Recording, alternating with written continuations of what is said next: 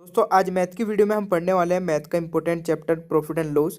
जैसे आप सभी को पता है मैं डेली एक चैप्टर कवर करा रहा हूँ आपका मैथ का, रीजनिंग का, और ऑनलाइन टेस्ट चलता है रात को। तो ये सभी वीडियोस आपको मिलती रहेगी। और आज इस वीडियो में हम डिस्कस करने वाले 10 ऐसे पर्सन जो कि हमेशा पूछे जाते हैं एग्जाम में और उनमें प्रॉब्लम रहती है, मतलब कॉन्सेप्ट क्लियर नहीं होता है, ट्रिक नहीं पता है। तो वो सब कुछ डिस्कस करूंगा मैं आज इस वीडियो में। बस आप इस वीडियो को पूरा एंड तक देख लीजिएगा, कभी प्रॉब्लम नहीं आएगी उन सभी क्वेश्चन में जो एग्जाम में पूछे जाते हैं।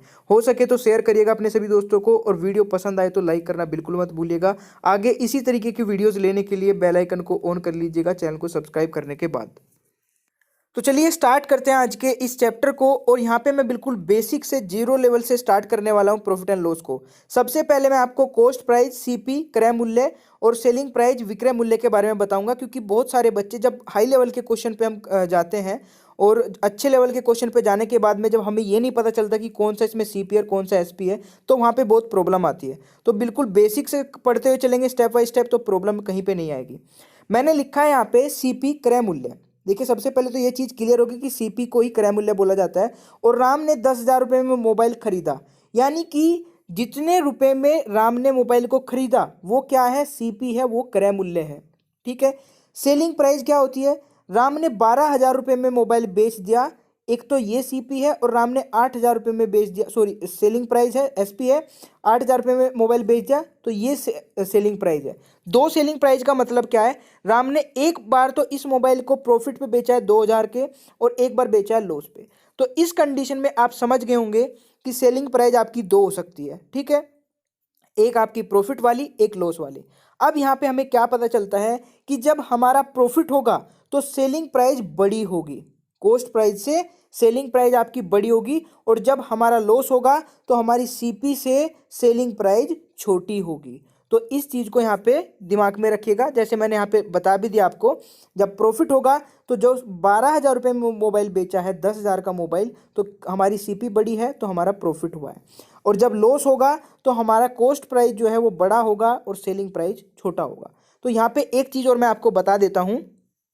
देखिए जब भी आपका प्रॉफिट हो चाहे लॉस हो, तो नीचे जो रखा जाएगा बेस में रखा जाता है। जब पूछा जाता है कि प्रॉफिट परसेंटेज बताइए, लॉस परसेंटेज बताइए बताइए, क्वेश्चन में पूछा जाता है, तो नीचे हमेशा सीपी आता है, कॉस्ट प्राइस आता है, क्रय मूल्य आता है। ठीक है। अब एक बार तो सीपी आपका बड़ा है और एक बार छोटा है। अब छोटा जब होता है जब प्रॉफिट होता है, तो जब भी प्रॉफिट होगा तो नीचे छोटे वाली अमाउंट आएगी, नीचे छोटे वाली जब भी प्रॉफिट होगा। और जब भी लॉस होगा तो नीचे बड़े वाली अमाउंट आएगी। है दोनों बार सीपी, बट इस कंडीशन को समझ लीजिए, क्योंकि कई बार आप कंफ्यूज रहते हैं कि अब नीचे कौन सी आएगी। तो छोटे बड़े से भी आप समझ सकते हैं कि जब प्रॉफिट होता है तो नीचे छोटा, प्रॉफिट के टाइम पे नीचे छोटा, और लॉस के टाइम पे नीचे बड़ा आएगा। वो मैं आपको धीरे धीरे क्वेश्चन में बताऊंगा। इसका मतलब आपको तब समझ में आएगा जब मैं क्वेश्चन कराऊंगा। ठीक है। चलिए अब एक बेसिक से क्वेश्चन पे चलते हैं। यहाँ पे लिखा है ratio of CP and SP, यानी कि कॉस्ट प्राइस और सेलिंग प्राइस, क्रय मूल्य और विक्रय मूल्य का रेशियो दे रखा है 5 और 4। हानि प्रतिशत बताओ। यहाँ आप समझ गए, कॉस्ट प्राइस यानी कि राम ने जितने में खरीदा था, 5 में खरीदा था यानी कि कॉस्ट प्राइस, और 4 में बेच दिया, तो कितने का लॉस हुआ, 1 का। यहाँ पे 1 का लॉस हो रहा है। और मैंने क्या बताया था अभी आपको, लॉस के टाइम पे नीचे कौन सा आता है, बड़े वाला। तो इन दोनों में बड़ा कौन सा है, सीपी। तो मैंने बताया था आएगा नीचे सीपी, बट आपको ये भी पता होना चाहिए कि बड़े वाला आता है, क्योंकि कई बार ये समझ में नहीं आता कि नीचे अब रखे कौन सा। तो आप समझ जाइए कि नीचे बड़े वाला आएगा। जब लॉस होगा तो 1/5 गुना 100 कर दीजिए, 20% का लॉस आपका राइट आंसर आ गया। ये तो बेसिक सा क्वेश्चन है। ठीक है, धीरे धीरे लेवल को बढ़ाते हुए चलेंगे। आपका नेक्स्ट क्वेश्चन है क्वेश्चन नंबर 2। किसी रेडियो को 25% हानि पर बेचने से 510 रुपये प्राप्त होते हैं, तो बताओ 25% लाभ प्राप्त करने के लिए उसे कितने में बेचना चाहिए। तो यहाँ पे जब भी किसी वस्तु को हानि पे बेचा जाता है, तो आपको क्या करना है, 100 माइनस जितनी हानि पे 25, तो 25 माइनस कर दीजिए, यानी कि उसे 75% पे बेचा गया। अगर किसी वस्तु को प्रॉफिट पे बेचा जा रहा है, लाभ पे बेचा जा रहा है, मान लीजिए 25% के लाभ पर बेचा जाता, तो 100 प्लस 25 करते, तो वो 125% की वैल्यू पर बेचा गया था। तो यहाँ पे क्या हुआ है कि रेडियो को 25% हानि पर बेचा गया और 510 रुपये मुझे प्राप्त हुए। तो जो मेरी सीपी थी, क्रय प्राइस था, क्रय मूल्य था, वो 100% होगा, बट जब मैंने उसको बेचा तो मुझे मिले 25% हानि के प्राइस, यानी कि 75% मिले सिर्फ मेरे को, क्योंकि 25% की मुझे हानि हुई है और जो उसके प्राइस थे 25% हानि के वो 510 रुपये थे। यानी कि आपको मिला 75% की वैल्यू। 100 में से 75% की वैल्यू के इक्वल क्या है, 510 रुपये। आपको निकालना क्या है, तो बताओ 25% प्रतिशत लाभ प्राप्त करने के लिए उसे कितने में बेचा जाना चाहिए। तो यानी कि जब मैं उस 25% उस पर लाभ कमाऊंगा तो मैं उसे कितने में बेचूंगा, 100 प्लस 25 में, तो 125 में मैं उसको बेचूंगा। तो आपको क्या करना है, 75% की वैल्यू आपको पता है, तो 510 को 75 से भाग कर दीजिए और 125 से गुणा कर दीजिए। तो कितनी बार जाएगा, 25 पंजे 125 और 25 दिया 75 और 3 से जाएगा 510, 170 बार, 170 की 5 में कर देंगे तो 850। तो अगर मैं इस वस्तु को 850 में बेचता हूँ तो मुझे 125 यानी कि 25% का प्रॉफिट होगा। ठीक है, तो ये 850 125% की वैल्यू हो जाएगी। समझ गए। जब मैं इसको 75% पे बेचता हूँ तो 510 मिलते हैं, और जब मैं इसको 125 पे बेचता हूँ यानी कि 25% लाभ पे बेचता हूँ तो 850 रुपये मुझे मिलते हैं।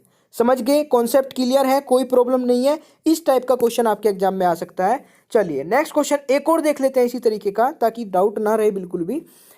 एक साइकिल को 2850 रुपये में बेचने से एक दुकानदार को 14%, यहाँ पे 14% लिखा है, का लाभ होता है। यदि लाभ कम करके 8% रखा जाए तो विक्रय मूल्य होगा। उसका हमें सेलिंग प्राइस बताना है 8% के प्रॉफिट का। मैंने फिर बताया आपको कि हमारी कॉस्ट प्राइस कितनी होती है, 100% होती है, और उस पर यहाँ पे 2850 रुपये में बेचने पर 14% का लाभ हो रहा है। इसका मतलब क्या है कि 114% पे बेचा होगा मैंने। जब 14% का लाभ हुआ, 100 प्लस 14 कर लेंगे तो 114% पे बेचा होगा, यानी कि 114% की वैल्यू मुझे पता है 2850 है। तो 2850 114% की वैल्यू है, तो मुझे चाहिए कितना, 8% का लाभ चाहिए बस। यदि लाभ कम करके 8% रखा जाए, अगर मुझे 8% ही लाभ कमाना है तो इसका मतलब मैं 108% पर बेचूंगा, और 114% की वैल्यू को मैं डिवाइड करूंगा 114 से, 2850 को 114 से भाग कर दूंगा, और केवल मुझे चाहिए 8% प्रॉफिट, यानी कि 108 से मल्टीप्लाई कर दूंगा। तो ये कितनी बार जाएगा भाई, 2850 जाएगा 114 से 25 बार, और 25 की 108 में करेंगे तो 2700 आपका राइट आंसर आ जाएगा। दोस्तों मुझे साथ ही साथ ये बताते रहिएगा कि आपको क्वेश्चन समझ में आ रहे हैं। अगर वीडियो पसंद आ रही होगी, समझ में आ रहे होंगे, तो लाइक का बटन दबाइएगा, ताकि मैं ये देख सकूं कि कितने बच्चों को यहाँ पे समझ में अच्छे तरीके से आ गया, आंसर आ गया। ठीक है, चलिए फिर नेक्स्ट क्वेश्चन पे चलते हैं। क्वेश्चन नंबर 4 है। देखिए क्वेश्चन ये बिल्कुल भी हार्ड नहीं है, बट यहाँ पे कंफ्यूजन रहता है, वो मैं क्लियर कर देता हूँ क्वेश्चन नंबर 4 का। अभी जब वीडियो का आप पूरा एंड तक देखेंगे ना, कुछ क्वेश्चन इतने इंटरेस्टिंग और इतने इंपॉर्टेंट है कि मज़ा आ जाएगा, कि आप बोलेंगे कि हाँ यार ये क्वेश्चन में मेरे को प्रॉब्लम रहती थी, और उसके बाद नहीं रहेगी। ठीक है, क्वेश्चन नंबर 4 है, विकास ने 12,000 रुपये का सामान खरीदा, उसे दुकान तक लाने में 2,000 रुपये का अतिरिक्त खर्च पड़ा। यदि कुल सामानों की संख्या 700 है, उसे विकास ने 23 रुपये प्रति सामान की दर से बेच दिया, तो उसे कितना लाभ हुआ। अब यहाँ पे थोड़ा ध्यान से देखिए, विकास ने 12,000 रुपये का सामान खरीदा, सीपी उसकी क्या बनेगी, 12,000 रुपये का सामान खरीदा, 2 रुपये उसे अतिरिक्त खर्च पड़ा है उसे दुकान तक लाने में, तो 2,000 रुपये वो भी ऐड कर देंगे। भाई कॉस्ट प्राइस क्या होती है, हमारी लागत। जब किसी सामान को हमने खरीदा और उसमें एक्स्ट्रा भी खर्चे हो रहे हैं तो वो भी तो उसकी लागत ही हुई ना, तो 2,000 वो भी इसमें प्लस कर देंगे। यहाँ पे ये वाली गलती बहुत सारे बच्चे कर जाते हैं, इसको ऐड नहीं करते हैं। तो उसका जो सीपी बन गया वो कितना बन गया, 14,000, 14,000 रुपये का उसका कॉस्ट प्राइस बन गया। अब यहाँ पे बोला जा रहा है कि जो उसने टोटल सामान है वो 700 है, अगर उसने 700 सामानों को 23 रुपये प्रति सामान के हिसाब से बेच दिया तो कितने के हो गए, ये हो गए 16,100 रुपये के। यानी कि उसने 16,100 रुपये में बेचा 14,000 रुपये का सामान, तो कितना प्रॉफिट हुआ, ये आपका हो जाएगा 14,000 को इसमें से माइनस कर देंगे 16,100 में से, तो 2,100 रुपये का प्रॉफिट हुआ। ये आपसे पूछा गया था। ठीक है, तो ये बहुत सिंपल सा एक क्वेश्चन था, कोई प्रॉब्लम नहीं है, सारे टाइप की क्वेश्चन आने चाहिए। किसी भी टाइप का क्वेश्चन आ जाए तो प्रॉब्लम नहीं आए, ऐसा होना चाहिए। अब एक ये क्वेश्चन है, बड़ा फेमस क्वेश्चन है यहाँ पे। अब मैं समझाऊंगा आपको कि बड़े छोटे का मतलब जो मैं आपको बता रहा था शुरू में, उसका क्या यूज है। क्वेश्चन नंबर 5, एक बेईमान दुकानदार 1 किलोग्राम के स्थान पर 950 ग्राम ही तोलता है, और वह कहता है कि मैं सभी वस्तुओं को क्रय मूल्य पर ही बेचता हूं, तो उसका लाभ प्रतिशत बताओ। तो दोस्तों सबसे पहले क्वेश्चन का मतलब समझते हैं। क्वेश्चन में बोला जा रहा है कि एक बेईमान दुकानदार है जो कि कुछ गड़बड़ करके वो 950 ग्राम बेचता है।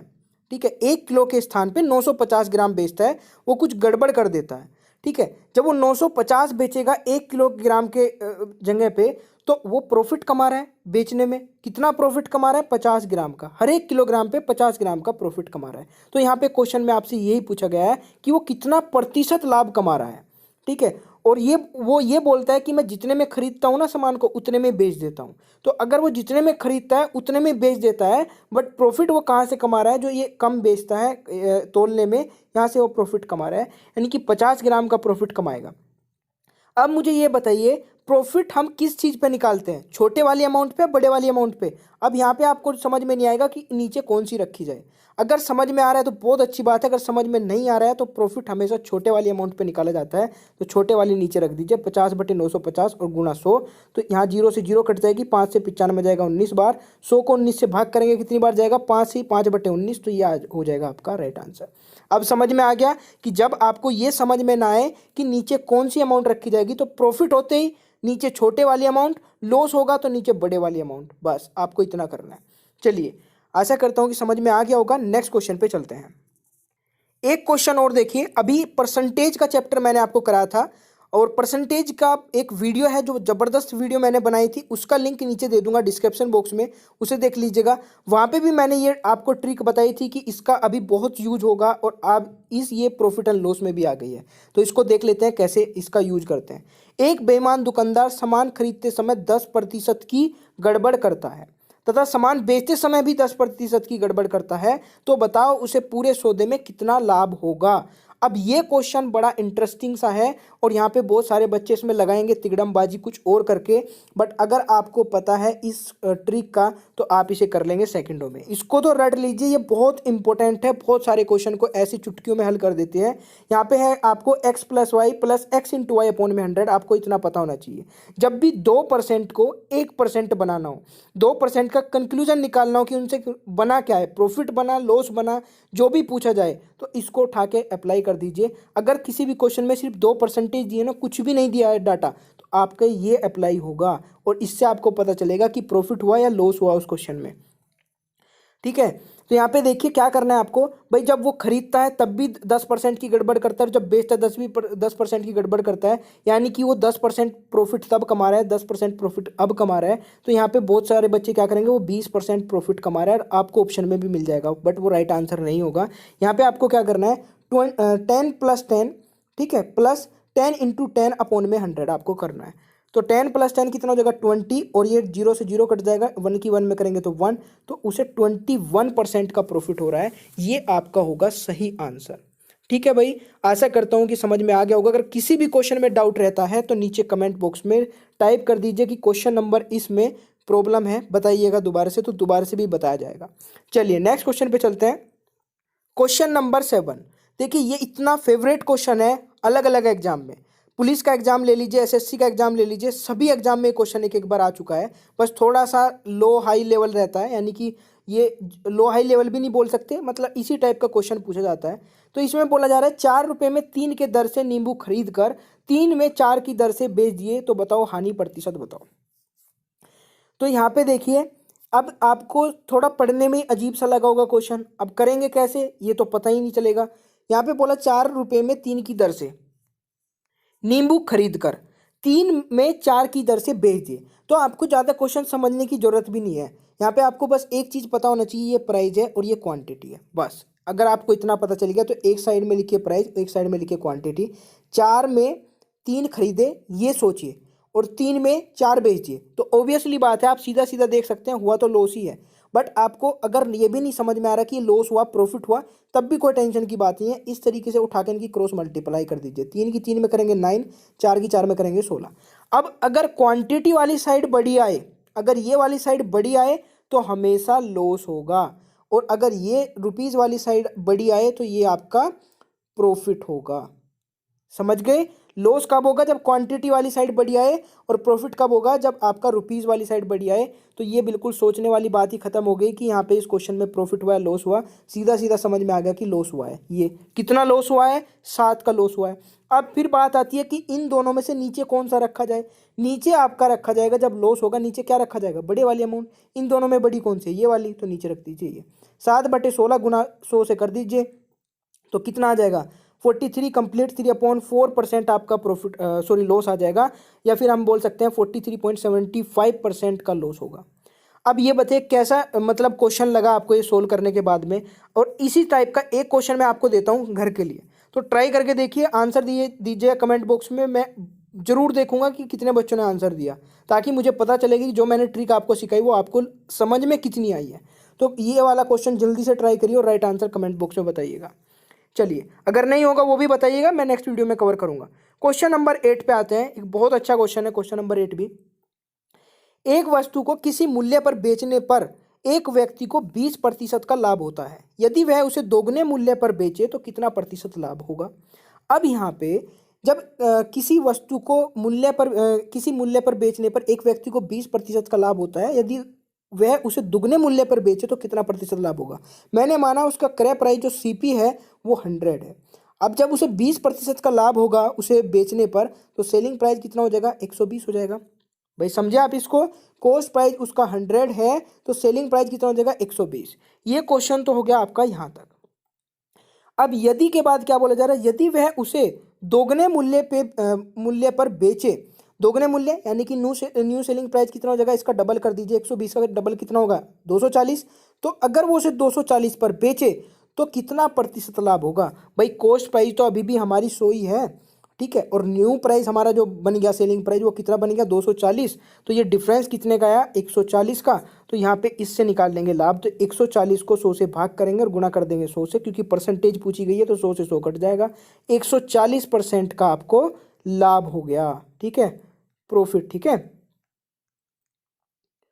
तो प्रॉफिट कितने का हुआ है? 140%। अब बताइए क्या समझ में नहीं आया क्वेश्चन? अगर समझ में आया तो बताइएगा भाई कमेंट बॉक्स में।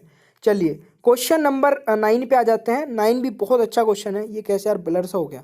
चलिए क्वेश्चन नंबर 9 में पढ़ के बताता हूँ, समझ में तो आ रहा होगा। किसी व्यक्ति ने एक कुर्सी 10% लाभ पर बेची। किसी व्यक्ति ने एक कुर्सी 10% लाभ पर बेची। यदि वह 20% कम पर खरीदे तथा 10 रुपये अधिक पे बेचता तो उसे 40% लाभ होता। कुर्सी का क्रय मूल्य ज्ञात कीजिए। बहुत इंटरेस्टिंग क्वेश्चन है, सेकंडों में होगा, समझिएगा एक एक लाइन को।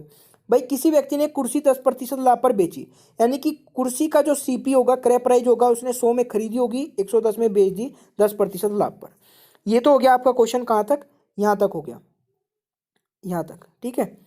वह उसे 20% कम में खरीदे।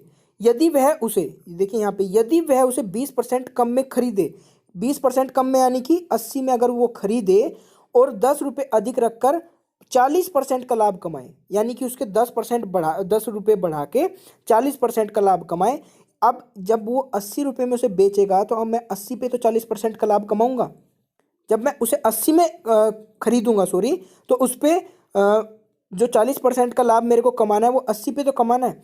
मैं उसमें 20% कम में खरीद रहा हूँ, 80 रुपये में खरीद रहा हूँ मान लीजिए। अब उस पर 40% का लाभ मैं 80 पे तो कमाऊंगा, तो 80 पे 40% का लाभ कमाने के लिए 100 से भाग करूंगा, 140 से मल्टीप्लाई कर दूंगा। समझ गया? तो यहाँ पे 112 रुपये में उसे बेच रहा हूँ मैं, यानी कि 112% में, सॉरी। जब मैं उसे 100% में खरीद के 110% में बेचता था तो 10% का लाभ होता था। जब मैं उसे 80 में खरीद के 112% 80% में खरीद के 112% में बेचता हूँ तो मुझे कितना? 40% का प्रॉफिट होता है। 80% में खरीदा, 112% में बेच दिया, 40% का प्रॉफिट हुआ। अब यहाँ पे क्या बताया जा रहा था कि ये जो इनके बीच का डिफरेंस कितना है, यहाँ से 110% था, 112 हो गया, यानी कि वो उसे यहाँ पे 2% का इंक्रीमेंट हुआ है। और ये किसकी वजह से हुआ है? ये जो 10 रुपये बढ़े हैं यहाँ पे, ये जो 10 रुपये बढ़े हैं ये इसकी वजह से हुआ है। तो 2% के बराबर 10 है आपका, तो 100% के इक्वल क्या हो जाएगा? तो 2% के इक्वल ये है, 100% के इक्वल हो जाएगा आपका 10 को 2 से भाग कर देंगे और मल्टीप्लाई 100 से कर देंगे, तो 500 आपका राइट आंसर हो जाएगा। भाई समझ में आया ना? मैं जल्दी से एक बार और बता देता हूँ, क्योंकि थोड़ा सा मुझे लग रहा है कि कहीं ना कहीं कोई पॉइंट रह गया है जो दोबारा से डिस्कस कर लेना चाहिए। CP था 100, 110 रुपये में उसे 110% पे उसे बेच दिया। जब वो 10% का लाभ कमाता है तो 100% की चीज़ को 110 में बेच देता है, 10% का लाभ हो जाता है। वो बोल रहा है कि इस क्वेश्चन में यदि वह 20% कम में खरीदे, 100% की बजाय वो 80% में खरीदे और उसे 10 रुपये अधिक रख के 40% का लाभ कमा ले, यानी कि अब मैं 80 पे ही तो 40% का लाभ कमाऊंगा, तो 80 को 100 से भाग करूंगा, 40% का लाभ कमाने के लिए 140 से मल्टीप्लाई कर दूंगा, यानी कि 112% में मैं उसको बेचता हूँ। 10 से बढ़ के 112 में बेच रहा हूँ, 2% का इंक्रीमेंट हो गया। 2% के इक्वल क्या हो जाएगा, 10 हो जाएगा, क्योंकि यहाँ पे 10 का इंक्रीमेंट हुआ था, 10 अधिक रखते हैं। तो 2% के इक्वल अगर 10 है तो 100% की वैल्यू आप इजीली निकाल लेंगे, तो इसलिए 500 आपका राइट आंसर हो जाएगा। अब क्वेश्चन नंबर 10 लास्ट क्वेश्चन है आज की वीडियो का, और लास्ट में एक क्वेश्चन मैं आपसे पूछूंगा, उसका आंसर देखते हैं कितने बच्चे यहाँ पे दे पाते हैं। क्वेश्चन नंबर 10 है, किसी वस्तु को 56 रुपये में बेचने पर उतना ही प्रतिशत लाभ होता है जितना वस्तु का क्रय मूल्य है।